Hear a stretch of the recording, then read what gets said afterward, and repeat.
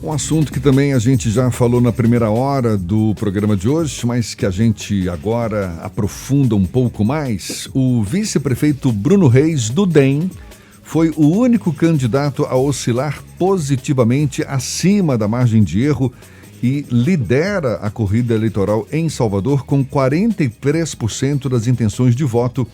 Isso conforme novo levantamento à tarde potencial pesquisa realizado no período de 15 a 20 de outubro. Agora, o candidato do prefeito Assemineto, que também é do DEM, Bruno, tem, portanto, 49% dos votos válidos.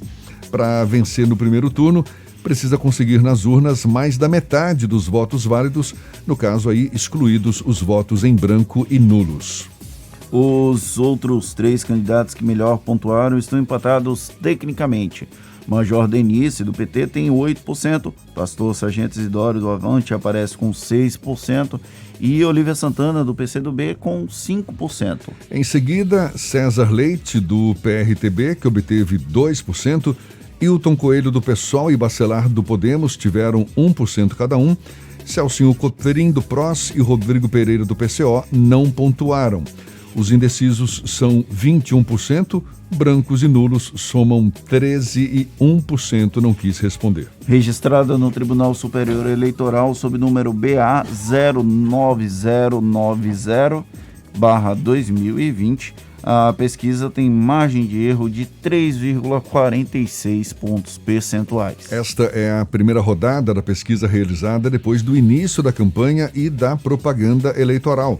No primeiro levantamento, Bruno apareceu com 35% das intenções de voto, Sargento Isidório e Olívia Santana com 10% cada e Major Denise, do PT, tinha 7%.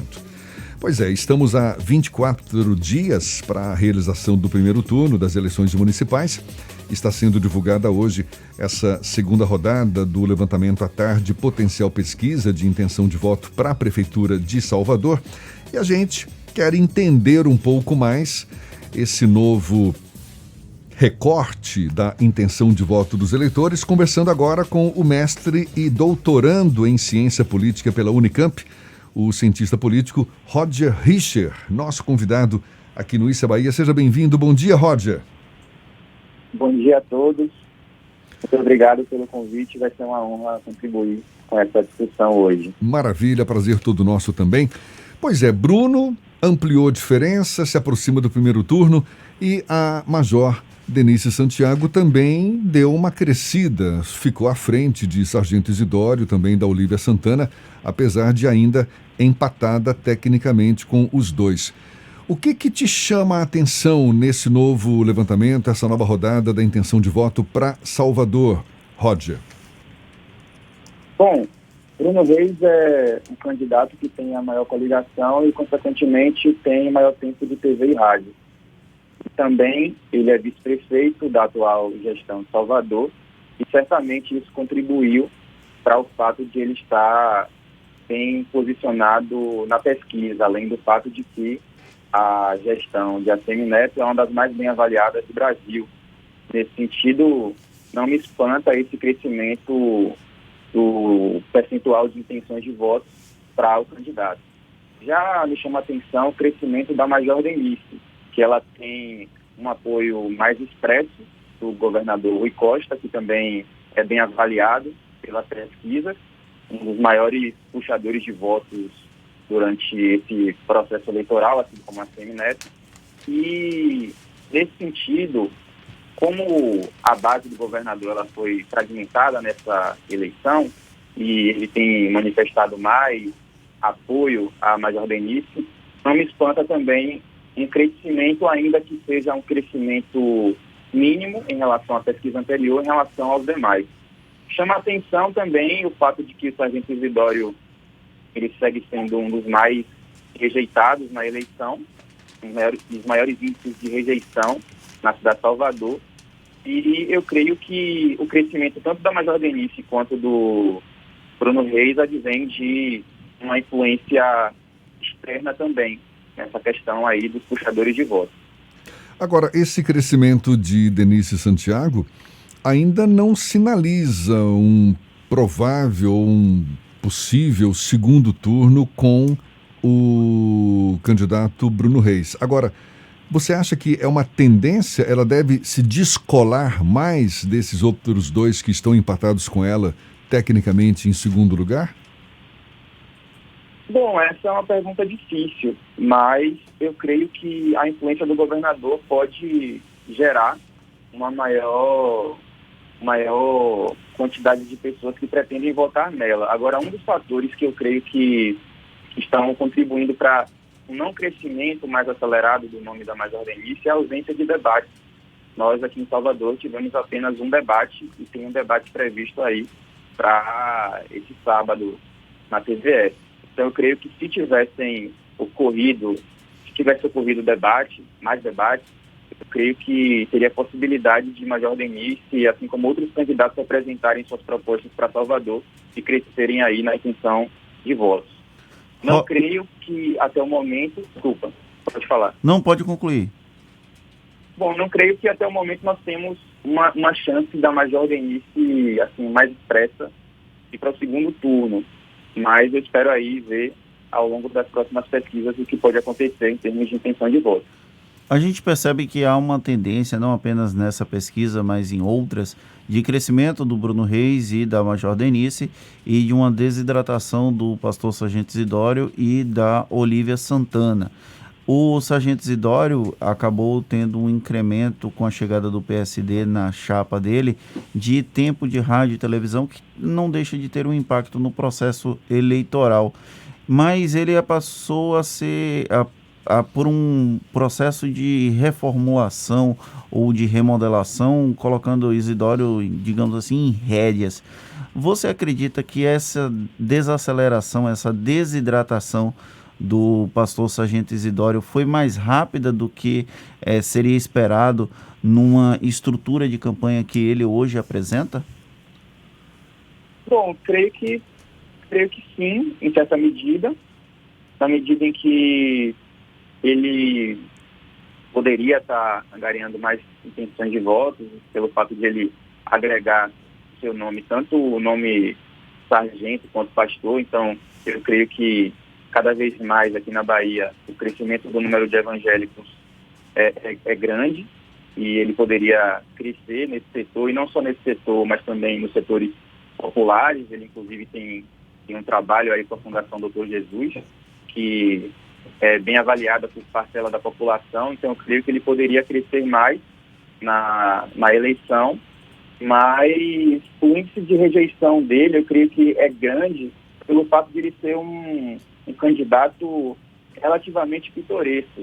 As posturas dele, as falas que ele manifesta, em alguma medida, são polêmicas em certos sentidos. Então eu creio que o número de rejeição ele advém também da personalidade do candidato. Uma outra questão que tem se levado muito em conta no debate é a presença de um candidato bolsonarista, que é o César Leite, e que não decolou nas pesquisas de opinião.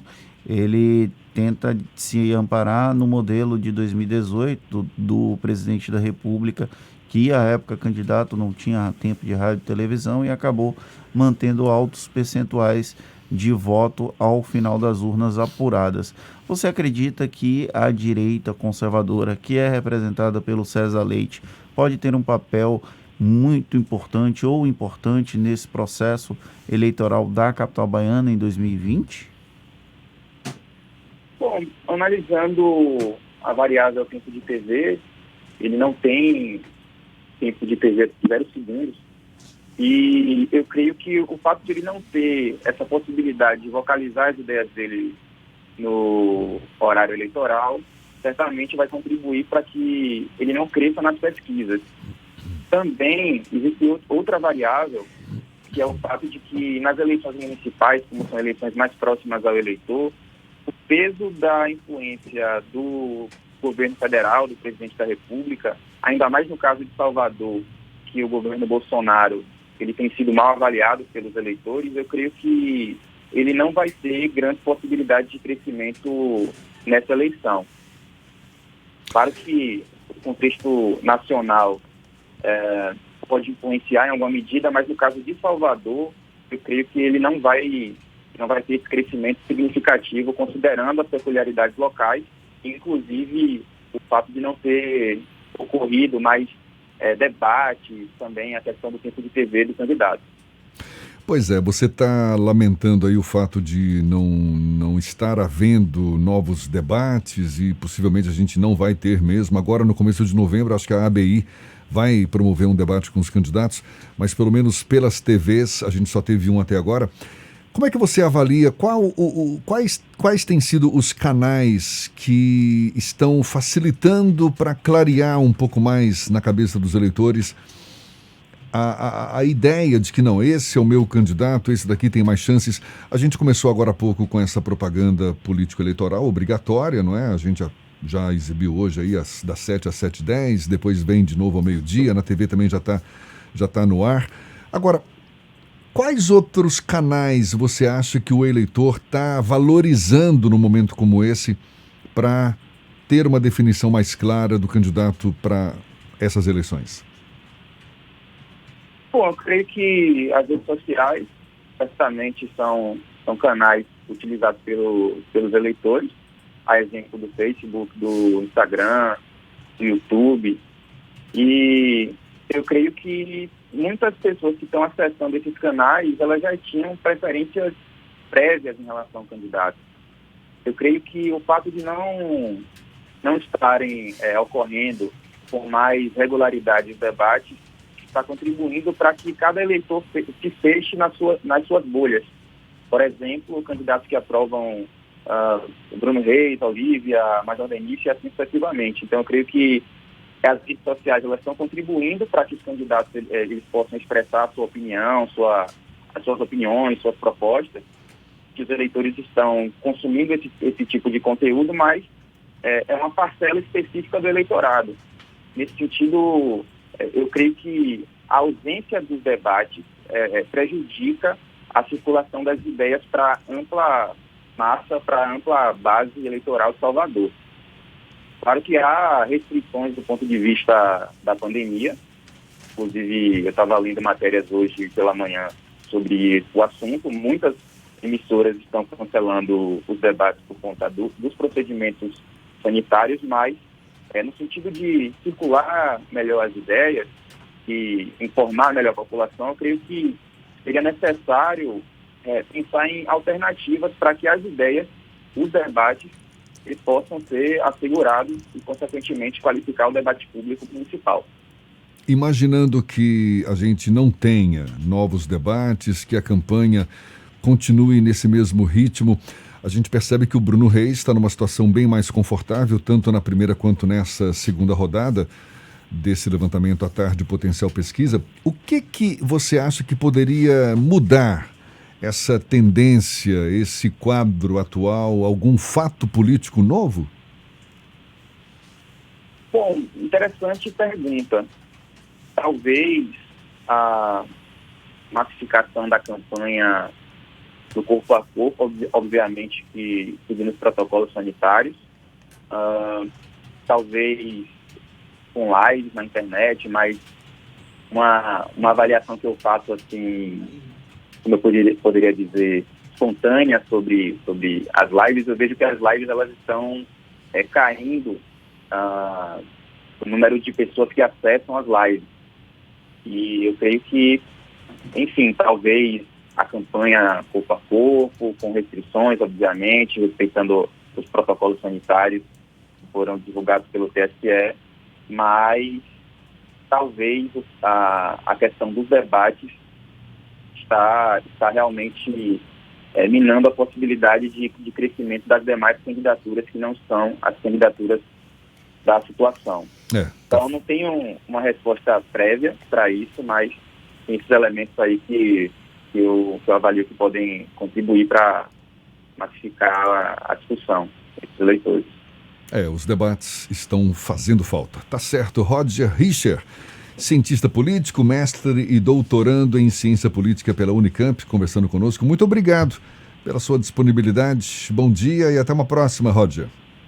Muito obrigado, Jefferson, Fernando. Foi uma honra contribuir com a discussão. Espero contribuir mais vezes. Obrigado. Tá certo, foi um prazer. Mais um bate-papo que vai estar disponível na íntegra logo mais nos nossos canais no YouTube, Spotify, iTunes, Deezer e Instagram, 8h46 na Tarde FM.